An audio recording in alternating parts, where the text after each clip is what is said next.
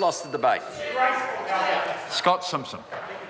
I serve on the Health Select Committee, and we were fortunate to hear at the estimates hearings a few weeks ago actually it was, from that very competent Minister of Health, Dr Coleman, who of course brings to the portfolio not only his very good and capable administrative and political skills, but he brings a track record of real medical professionalism, having served with distinction as a GP himself, sir.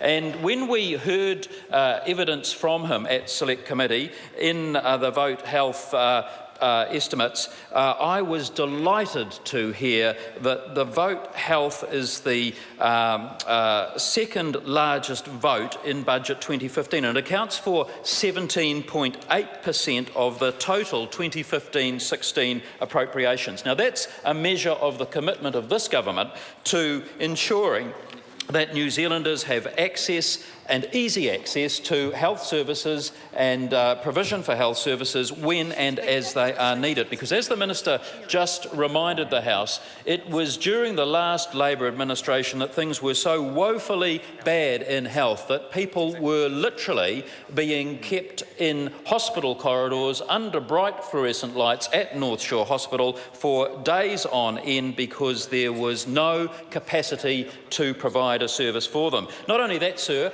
but New Zealanders were being shipped offshore. I am going to interrupt the member. I gave the Minister some leniency in the debate to refer to periods outside this estimate period because I understand that he was responding to comments made by Annette King.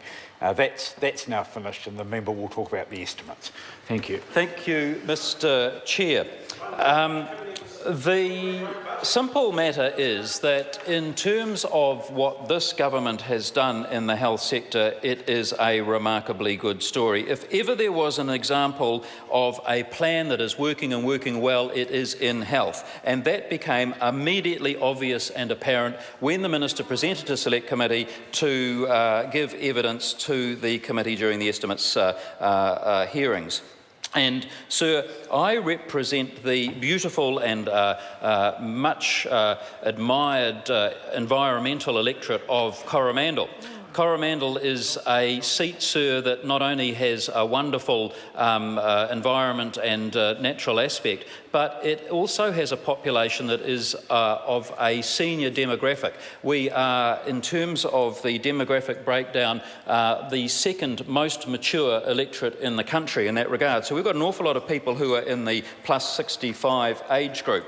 And, sir, one of the areas that I was pleased to see that the Minister spoke about at Select Committee was the improved funding and support that would go to people of senior years and those who had chronic diseases. And one of the things that became very apparent when the Minister gave evidence to us was that, as we all know, New Zealand's population is growing, but it's also ageing. And the proportion of New Zealanders aged 65 and over is predicted to increase from 14% in 2013 to a predicted 22% by 2033. So in electorates like mine, that means that there will need to be greater levels of support and service for instance, palliative care.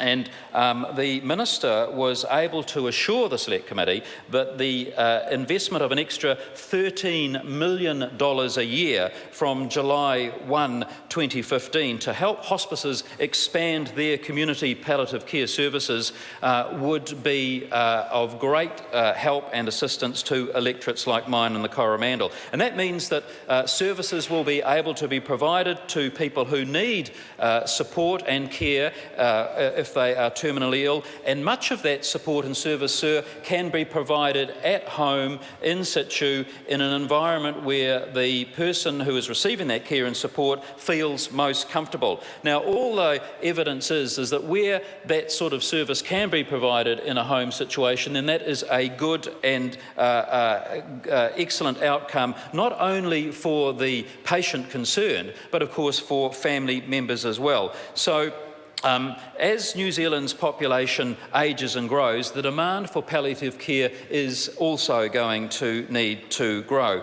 Hospices, sir, make a huge difference to the lives of people who are confronting a terminal illness at end of life. The Health Select Committee is currently about to embark on a fulsome inquiry into end-of-life choices, and I'm, as a member of that committee, sir, looking forward to it. So this information that came to us at Select Committee.